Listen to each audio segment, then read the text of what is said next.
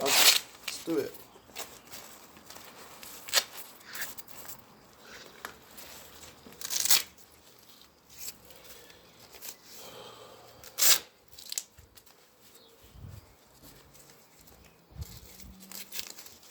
Okay.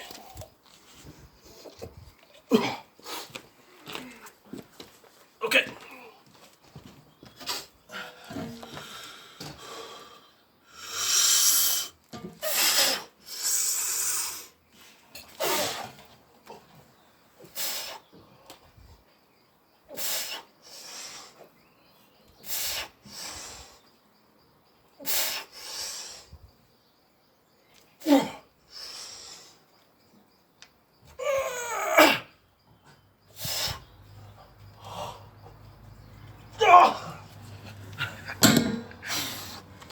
Six. Nice. Yeah. Oh man, I've been training a while for that. So. Yeah. What do you think? Yeah. Overall, actually, looks pretty good. Yeah. The first thing I'd say, it looks like you're putting your hands closer to your body on the handle when you grip it. Yeah. You know what I mean? Yeah, as in like up on the towards my body. Yeah, I'll get you. So I tell people pretty much do, like, obviously you've been doing it a little while. You've like probably found that is a little bit beneficial for you. Yeah. I personally don't like to offset my hands. I actually used to offset my hands the other way because then you can get like a little bit more torque, whatever, on the clean. Yeah. But I actually like to keep my hands like dead center. Because I think what you're doing is like it's probably going to be more difficult to actually turn the clean over. Yeah. Like you're going to have to put a lot more force there because you have more in front of you. And then I can see it benefiting you a little bit at the top just because your hands are going to be a little bit further away at the top. Yeah. So it kind of you're naturally going to press back over yourself. Yeah. Because of that position, which is good. I would say if you can try to just center your hands, just because then it's going to make the clean a little bit easier when you get a little bit heavier. Yeah. Like it kind of, to me, it looks like you're to the point now where the weight the press is more of an issue than the clean. The clean's easy. Uh-huh. So as you progress and you get to weights that are equally as hard to clean or almost as hard to clean as they are to press. Yeah. It'll be a pretty big benefit to have that. Okay. Okay. So the other thing, your clean was pretty quick, so it didn't catch too much, but not a lot to critique. One thing I would say is just make sure.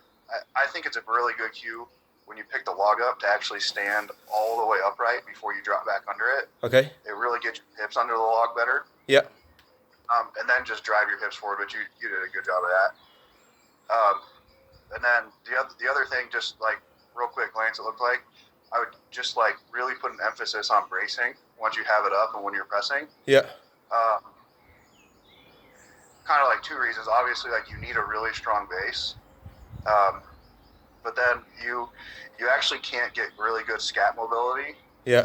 And you're gonna have issues with like both lumbar overextension and lack of like thoracic mobility because you don't have good scat mobility if you're not bracing. It's like basically if you're not bracing your spine, you're like nothing up the chain can work right. Yeah.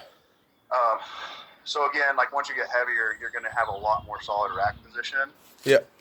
But overall health, you'll actually end up being stronger and you'll have a lot healthier back and spine if you avoid. I mean, I'm guilty as fuck for it, and almost all strongmen are. But you get that like real bad like backwards lean. Like obviously you're gonna have like some of a backwards lean just because the log's on your chest. It's big, just to have it centered up. Yeah. But when you want to get really good at bracing and learning to as soon as you can get under the log and press the log. Think about pressing the log back over yourself, not straight up. Yeah. You don't want to go straight up, and then you're basically leaning back, doing an incline the whole way up. Yeah. Your lower back health will thank you eventually if you get good at that. So Definitely something to pay attention to now. Yeah. And it's probably an easier fix. Um, and it's literally just a matter of thinking about bracing and just making a point to not get that overextension. Yeah. So I know like that's like really like probably like a really picky little thing, but I'm kind of the point like I've dealt with enough shit. Yeah. And I never really had when I started out I had like a group of guys I kind of trained with, but nobody really that had like done anything at a high level or really had like a lot of like technical advice. Yeah. So I've done a lot of stuff wrong for a long time. And just was lucky enough that like the accommodations and things that I was making to be able to do it didn't catch up to me for a long time. Yeah. But when they start to catch up, then you start to get all this little shit that pops up, and then you have to like take a huge step back to relearn it. So I'm to the point now that when I give people advice on stuff like that, I really like nitpick that like those like small little things that most people are gonna have a really hard time like checking your ego. And you have to back off a little ways to learn, to basically relearn your technique a little bit. Yeah. But you'll be a lot healthier overall for it. So. Okay. Yeah, just in general, just like really work bracing. It's something that I struggle with now, like still. You should be bracing so hard every rep that like your core is pretty much fatiguing out before anything else. Yeah. So, yeah, otherwise, like, they look solid. Like, they look like pretty easy reps. Like, obviously, you're shooting for 5 or 6, so you go for 7, and, like, you're pretty much done anyway. Like, so nothing wrong with that. But, yeah, I would just work on those couple of things. I think you're for sure on the right track. So you're in a good spot now where you've got most of it down. So it's not like you have to take a complete step backwards, like learn how to clean a log. It's just like picking up a couple little cues here and there. Yeah, okay. I'll drop the weight and practice on my bracing and get it right. Yeah, and I mean, I could be overanalyzing it too, just from seeing it one time, but just something to think about. And yeah, just I think one big thing that really helps to not get that like really bad lumbar extension is to make sure you're pressing back over yourself. Yeah. To really think about that. And if you go, it's kind of like a balance, because if you go too light with it, you're actually going to press backwards. Yeah. Okay. Where if you're heavy enough, you're thinking about pressing back, but just the natural motion is just up. Well, maybe I'll keep the same weight, but just drop it, a couple of reps or so, just to get it right.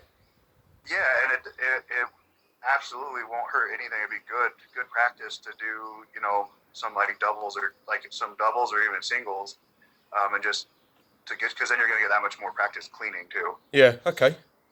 So, and conditioning, because they're like a lot of sets of log clean and press just take that pretty quick. So. Yeah, that's the bit I hate. But okay, man. Well, I don't think anybody that's in the strongman actually loves the conditioning part. No. But it's got to be done.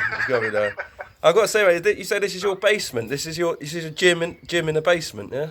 Yeah. I think I can turn this. How the fuck do I flip it here? That's it. So yeah, so that's the door that I got to my garage. Oh, wow. This thing got a glute ham, some bumper plates. That's a leg curl, leg extension, bunch of random shit. Squat cage.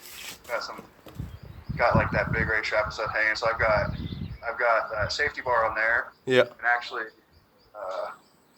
up top I have like a rogue power bar, a rogue deadlift